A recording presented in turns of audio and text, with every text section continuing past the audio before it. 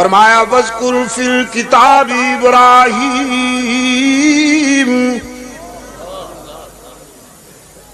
إِنَّهُ كَانَ صِدِّيقًا نَبِيًّا إِذْ قَالَ لِأَبِيهِ يَا أَبَتِ لِمَ تَعْبُدُ مَا لَا يَسْمَعُ وَلَا يُبْصِرُ وَلَا يُغْنِي عَنْكَ شَيْئًا إِذْ قَالَ لِأَبِيهِ يَا أَبَتِ لِمَ تَعْبُدُ مَا لَا يَسْمَعُ وَلَا يُبْصِرُ وَلَا يُغْنِي عَنْكَ شَيْئًا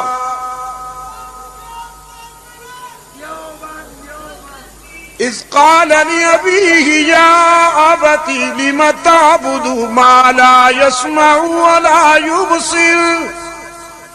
وَلَا يُغْنِي عَنْكَ شَيْئًا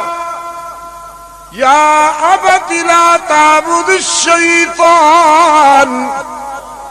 إِنَّ الشَّيْطَانَ كَانَ لِلرَّحْمَنِ عَصِيًّا يَا أَبَتِ إِنِّي قَدْ جَاءَنِي مِنَ الْعِلْمِ مَا لَمْ يَأْتِكَ فَاتَّبِعْنِي أَهْدِكَ صِرَاطًا سَوِيًّا جہد و عمل کی راہ میں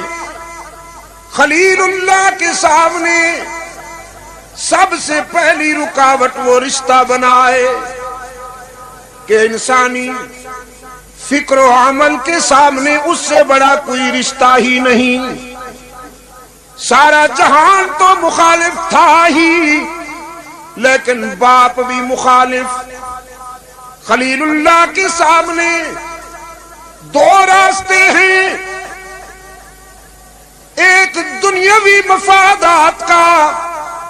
اور ایک اللہ کی خوشنودی کا. دنیا سج دھج کے آئی ہے، مفادات کی تزئین کر کے آئی ہے. دنیا مفادات کا میک اپ کر کے آئی. خلیل اللہ کے سامنے کہ ادھر آؤ، میں تیرا دامن ضرور